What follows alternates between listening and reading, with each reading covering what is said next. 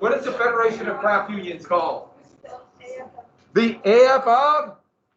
Who's the leader of the AFL? Samuel Gompers.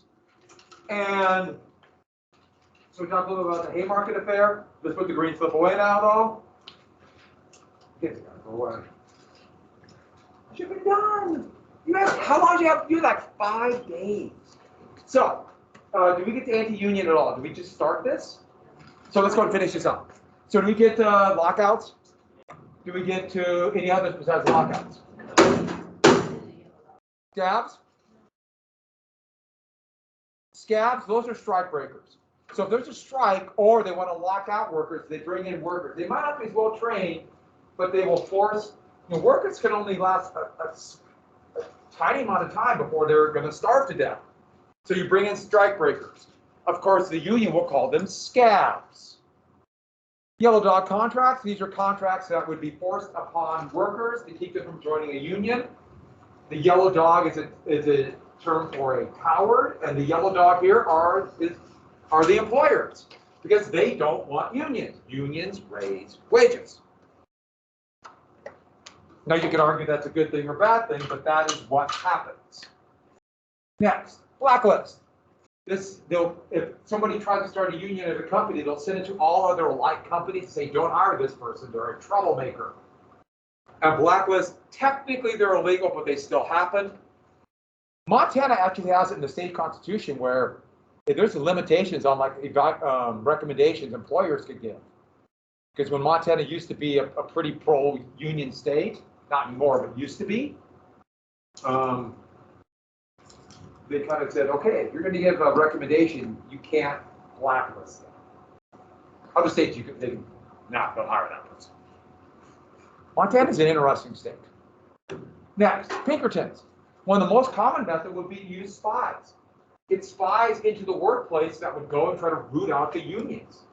Most famously, for example, coal miners in Pennsylvania, they hired Pinkertons, which were the private detective agency. Remember, McClellan hired them during the Civil War down here. They infiltrated the union here in Pennsylvania, and in fact, the Pinkertons had convinced some of the union members to commit sabotage, got them arrested to blow up the union. It's called the Mauling of the Liars. Or also just simply beat up members of anybody trying to start a union. Little hire thugs. Ford was infamous for thugs to beat up union members. Just infamous for this. And so they would do things like have these Pinkertons hang out in bathrooms. So that's where people think they could talk freely. By the 1930s, they would start wiretapping bathrooms, put thugs in them, so they could listen to what people say. No company would ever do that today. Has anyone ever ordered from Amazon? Moving on. Yeah, Amazon did that. Does that. Starbucks did it too.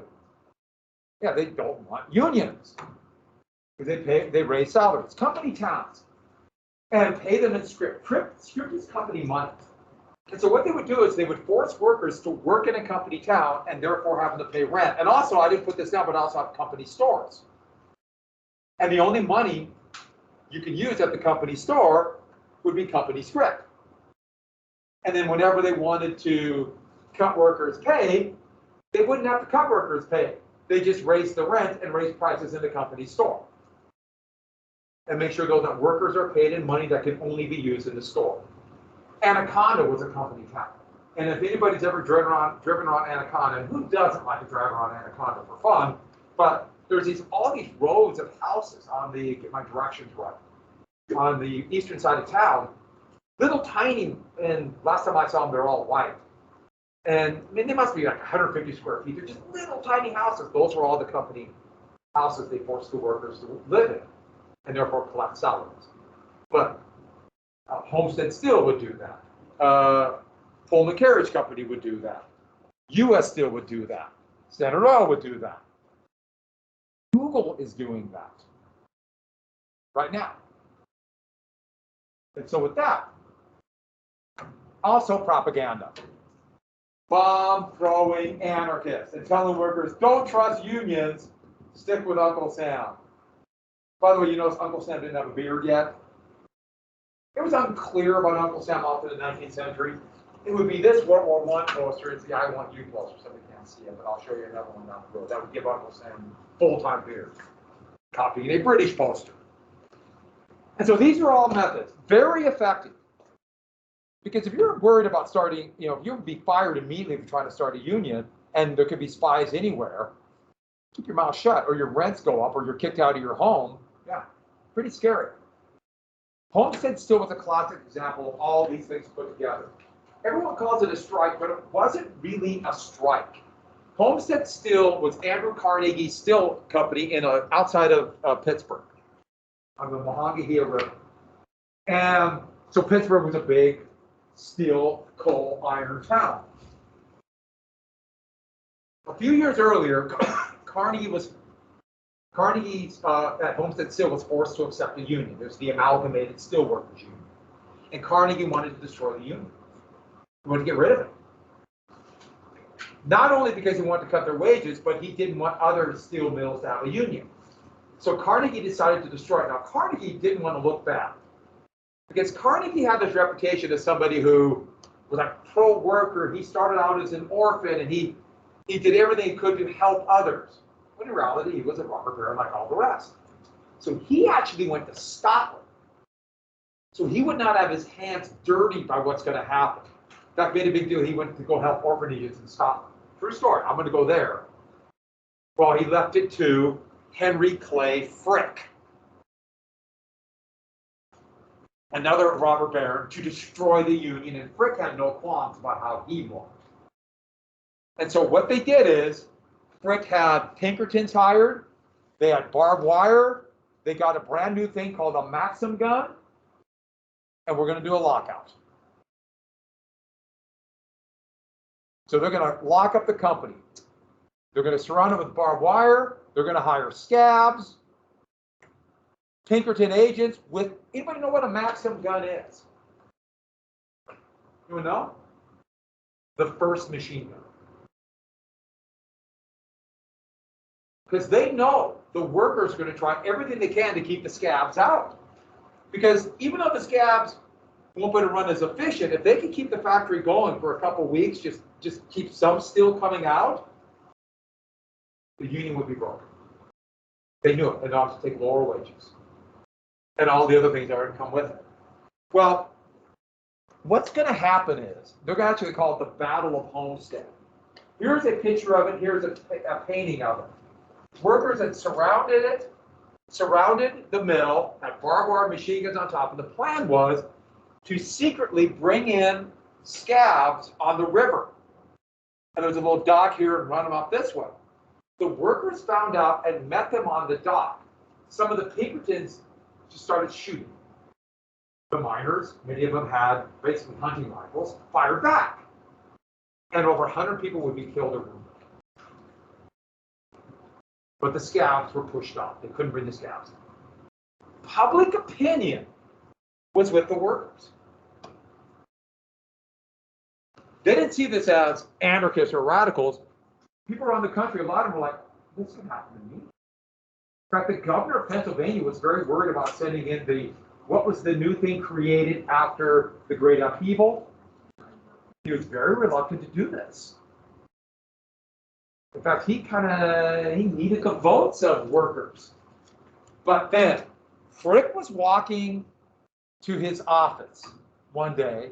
Here's Frick, and an anarchist tried to assassinate him, tried to stab him. So an anarchist, remember, there's no hierarchy, anarchists just did this. And what happened to public opinion? Can you imagine what happened? 180 degrees. They're bomb-throwing anarchists. And it happened exactly opposite of what the anarchists was hoping to show, that terrorism has many flaws as a political tactic, along with what it does. And this allowed the government to send in the National Guard. And they broke the union. Once that happened, they could bring in the National Guard, and at gunpoint, they forced the union to break up. About half the workers would be blacklisted, never get a job again in that industry, and the union would be destroyed. Yeah.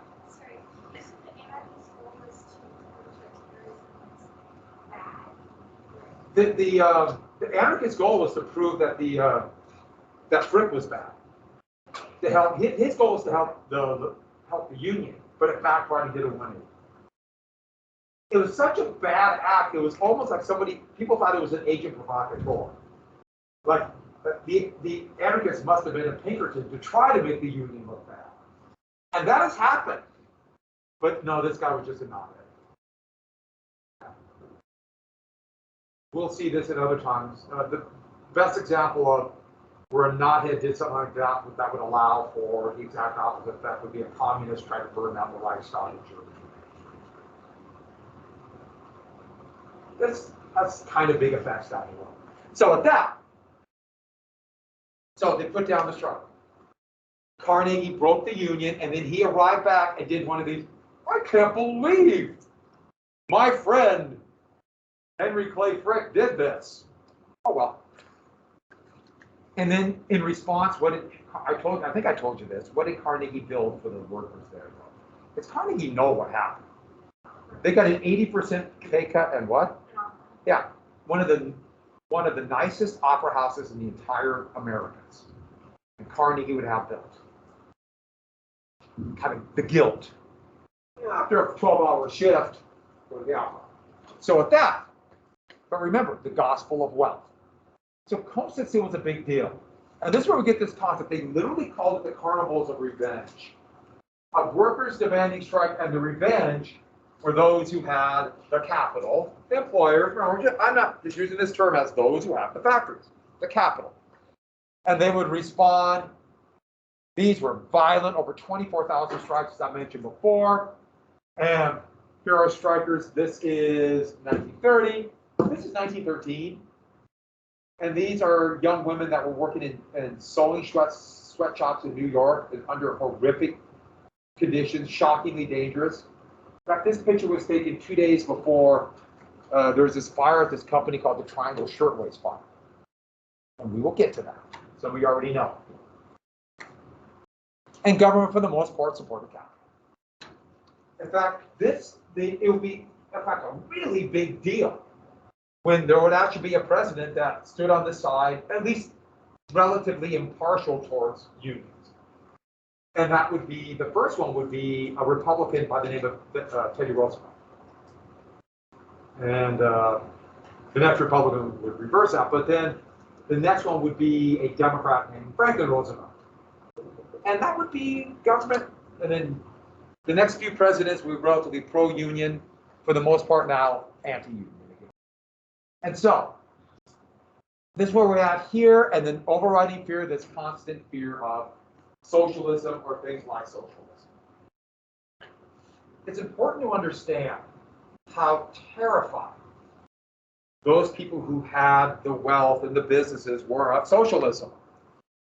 And for probably pretty good reason. It's hard to describe, but then you can see how people react with that term socialism. So we're jumping right to this. Gilded Age politics. Because while this is going on, there's going to be a real desire to, I'm putting this in quotes, reform. Because reform might have many different meanings. And a new element's going to come into our vocabulary called populism. And populism has different kind of connotations, but I will come back to this cartoon, but this kind of working people's party, the attempt to create it, literally called the People's Party.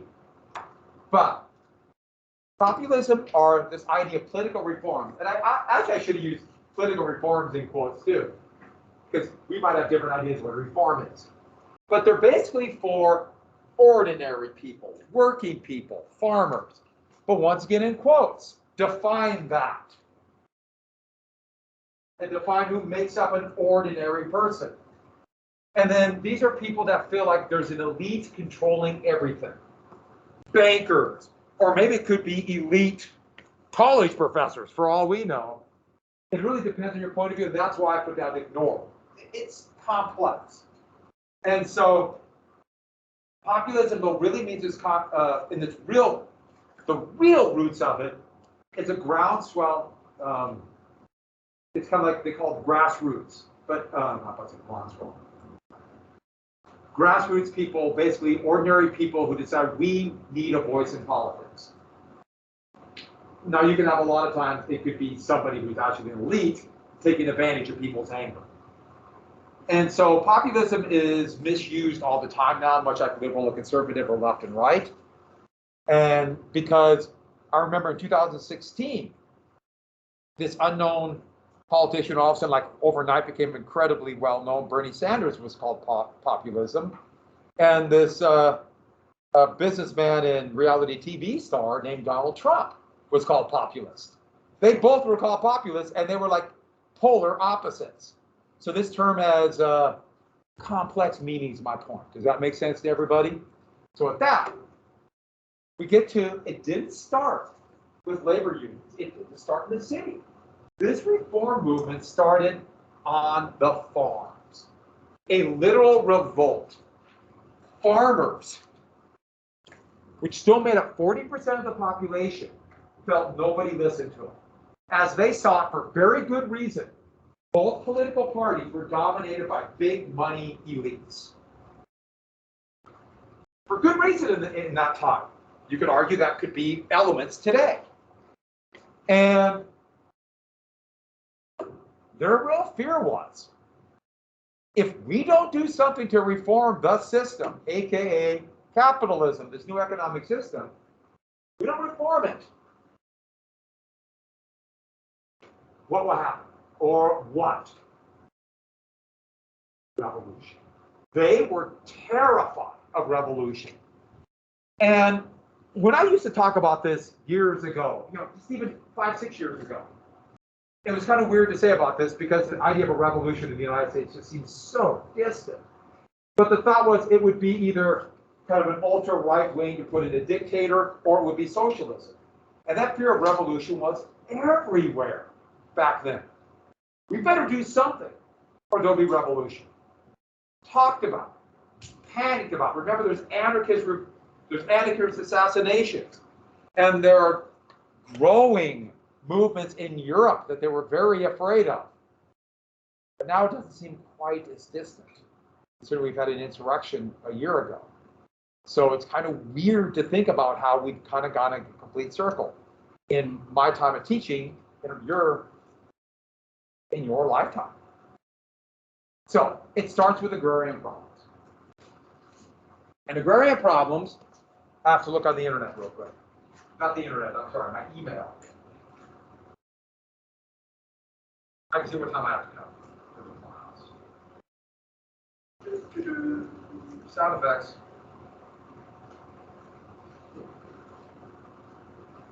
What time do they expect?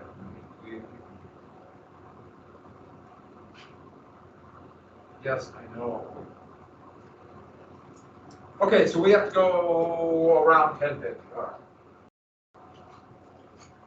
So problems on the farm, agrarian problems. Now, some of these relate to the same problems workers have, or people trying to start a small business, but this was a time of big. Today, debt's the biggest problem. Everybody's in debt, but few people have more problems with debt than farmers, because remember, farmers, you basically make money once a year. Maybe if you're lucky, twice a year. And so all it takes is one bad year, you're in debt. We've talked about this going back as far as they go, but don't forget, as far as we have been here in class. But then let's get to the other problems. Overproduction. If there's overproduction, what happens to prices that farmers can get for their crop? And if they can't get higher prices, more debt. And also, remember what happens. We did the boom-bust cycle. If there's overproduction and prices are dropping, and you got debt to pay, you are like most people, what do? Produce more. You try to grow more. So you're trying to catch up. The problem is if everybody does at the same time, prices drop, and ironically, more debt. It's kind of the amazing thing. If one person works hard to pay back their debt, that's a responsible, good thing. If everybody does it at the same time, it can cause lots of problems. It's one of the weird paradoxes. So, partially because there's more land in production. So after the Civil War, significantly more land went into production in the South because they were desperate after the war. But then all this land, and here, went into production for agricultural goods. Dramatic increase. By the way, that low-cost food would be shipped to Europe. And a lot of farmers in Europe, they went broke because of that and would become those immigrants that would come in 1890, 1900. The same thing would happen in 1990s when low-cost American food rolled into Mexico, and there was a wave of people leaving there because they were kicked off of their farms. The wave of undocumented immigrants in the United States in around 2000, that was the reason. So there's a complex world out there. But back to this. Land. More land in production, more production. But also, where are you going to get the land? Where do you get the money? Debt.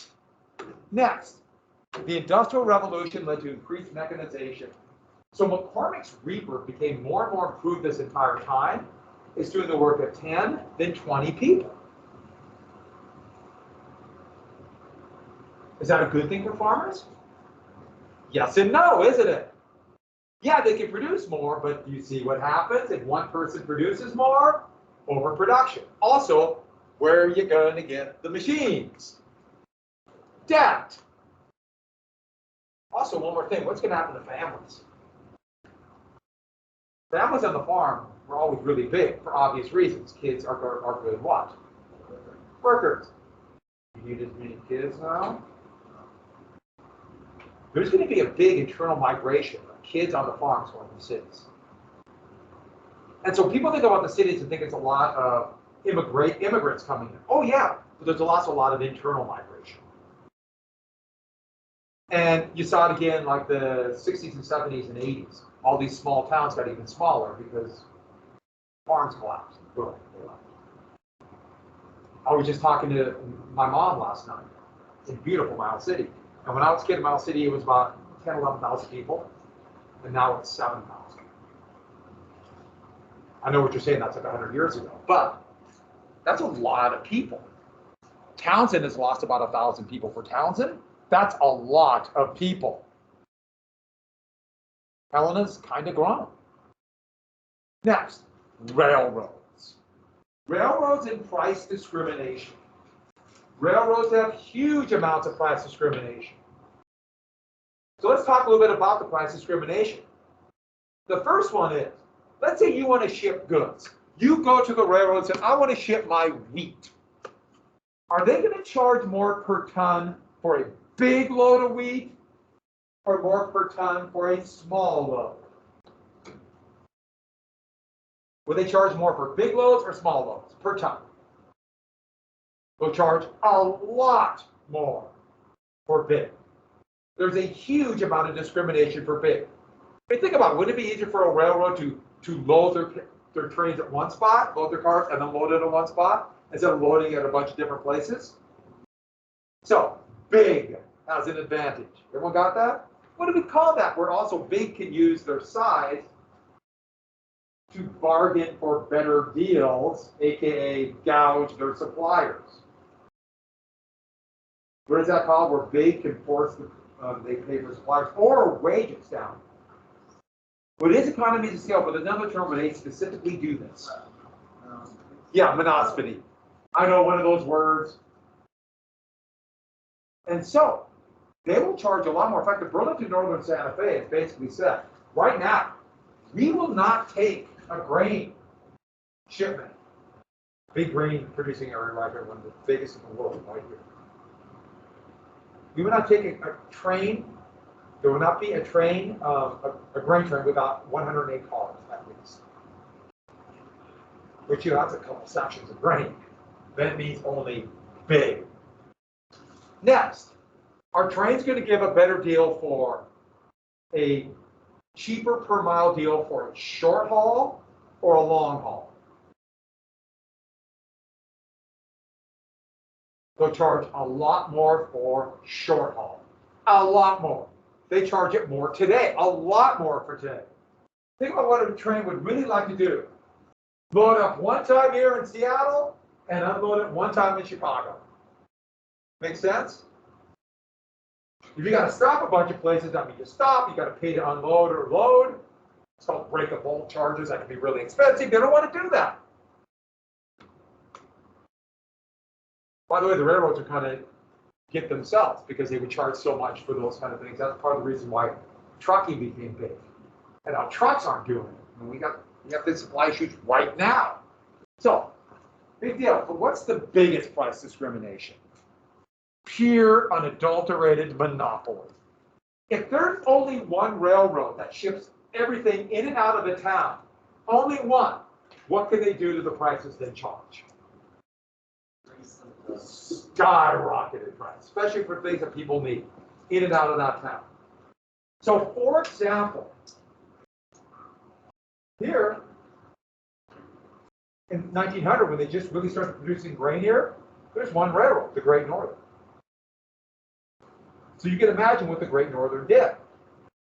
They jacked up prices to ship grain out of here, and yet here in 1900, there were 7 major railroads that went through here. They rose prices here, so what could they do here? Lower the prices to compete.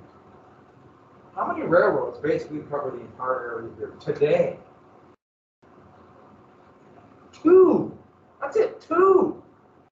The Burlington Northern Santa Fe goes here, only 1 railroad. But in Kansas, there are 2. The Union Pacific also goes here. Union Pacific Southern. Remember, we're all monopolies. They charge today 10 times more to ship grain out of here than here. Imagine if you're a farmer here. I mean, this is happening with cattle or everything else. It's the same thing. But I'm just using grains that those are the numbers I know for a fact. But it's the same example with cattle. Food prices are going up right now. Probably short term, but they're going up. Are they making the money? No. The railroads and the food manufacturers and the shippers, they're making the money. All right, so that's monopoly. So here's a great one of a farmer warning regular people. Look what the railroad's doing. If it's doing it to us, it's going to do it to you. And the people are railroad ties. I think it's a very clever one. But my favorite part is he's warning them. Are they listening? No. They're reading the paper. They're not paying attention. This is the farmer saying, if it can happen to us, it will happen to you. But everyone's looking at their phone and reading the newspaper, not paying attention. There's my little swipe at phones. Subtle, wasn't it? Yeah. All right. Next, deflation. There was a conscious effort of deflation. So they want low inflation, deflationary ideas. And remember, we have 2 big things. We've already talked about this once before. In 1873, what was passed? To put the United States on a certain to put currency that must be based on something. You remember what that was? The gold standard. It was called the Coinage Act of 1873, but what did farmers call it? The crime of 73. The gold standard. What does the gold standard do? By definition, encourages deflationary ideas. Now, who benefits from deflation? Those with wealth, or do debtors benefit? Debtors are hammered by deflation. Who benefits? Creditors. By the way, you can tell if you have deflationary programs, you can tell who runs the country. Wages are going up right now, and people are just going nuts about inflation. Who runs the country? Right now. Also, very regressive taxes. Regressive taxes means this. As a percentage of income, in regressive taxes, who pays a greater percentage of their income? Working and poor people, and therefore most farmers and workers, or the very wealthy? Who pays a greater percentage of taxes? Yeah, workers. That's regressive taxation. Tariffs are very regressive. The lower your income, the greater percentage. Tariffs operate very much like what kind of tax? Exactly like a sales tax. Sales taxes are specifically designed to give wealthy people a tax break and tax working people and poor. That's the design. That's what they're for. And you can have them and now have other taxes, but like states like Florida, it's all sales tax. Why? That's working today. So, yeah, Montana, we're one of the few. We have some sales tax, but for the most part, we don't. Who gets taxed? They do. That's why they wanted inflation. That's why they wanted the printing of greenbacks. Greenbacks is paper currency, or not just gold, how about silver coins too? I'll talk more about that because you might see silver dollars from that era, I'll explain. And then lastly, all of these things lead to what? More debt. I can't emphasize how much debt was a problem, and still is for a lot of people. And so those are the agrarian farmers.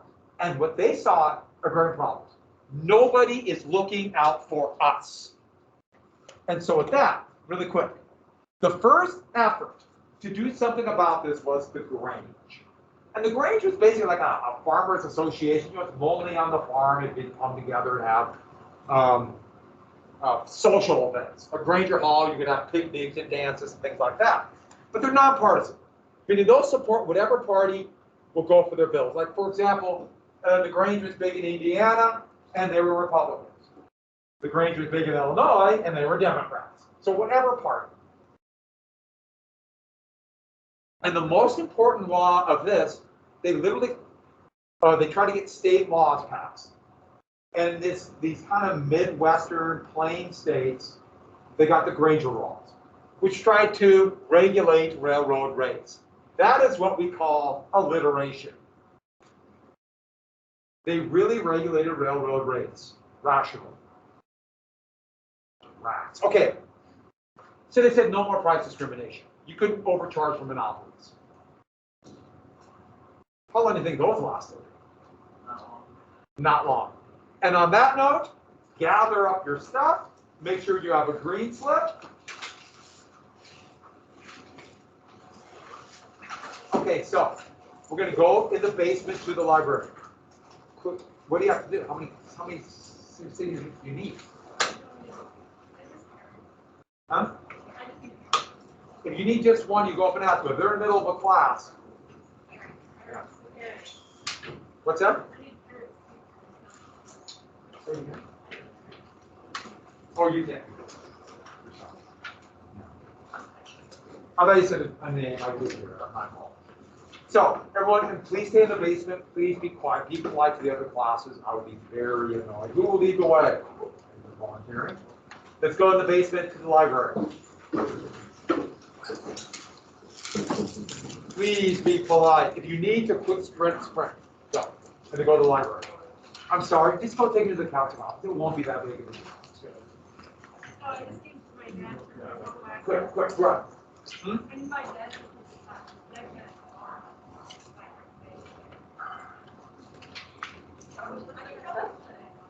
You do it Monday. It's not good. Oh, you can bring your stuff too. I didn't say that. Yeah, bring your stuff. Okay. I thought you said that, didn't I?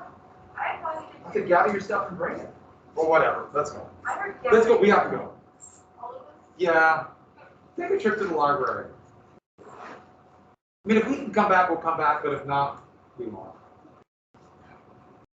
We're always waiting for you. Actually, usually I'm waiting for her. So. I didn't want to say anything. I know we gotta go.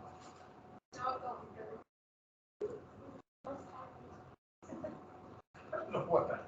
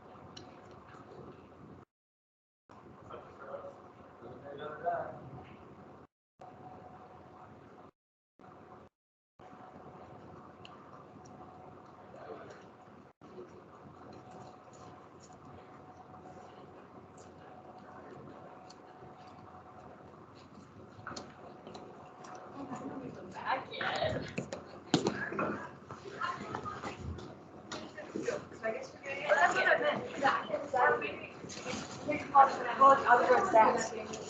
I want to take all here. Right? So we don't have to listen to me. How'd it go? Yeah. Just here to ask.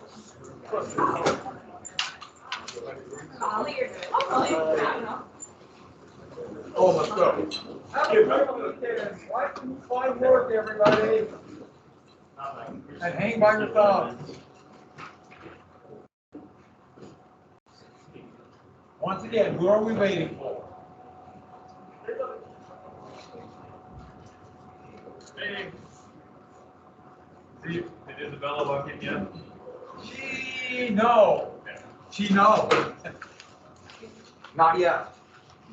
We're doing registration now, aren't we? We're gonna go like in the last 10 minutes. Oh, I still need to do a bunch of things. You haven't got it done? Not full. I forgot about it Man, let's tell you. until I saw it on the coffee table. Yeah, that's a tough one. Is it? Can we keep it Monday? Right, you're not. Okay. Just get started. I have like my math class and everything. I just need to get like the substance for the defense police. From whom? My computer science teacher, which I have next. Just go inside there and drop it off. No, how do you do this? How is the defense done? Do you need like an application? I'm gonna, when I did it, yeah, there had to be an application, but I think as long as you got the signature, I think you can go back up. Oh my God. Yeah, you can go back and get You can sign up and get it. And then I also need to see my physics teacher, which isn't here today. So I know we have to go. Well, she's not here. Okay.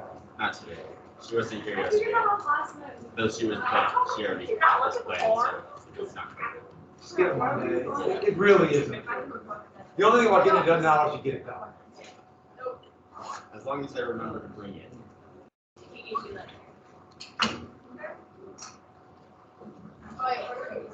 I told them to bring their stuff, but some didn't bring their stuff.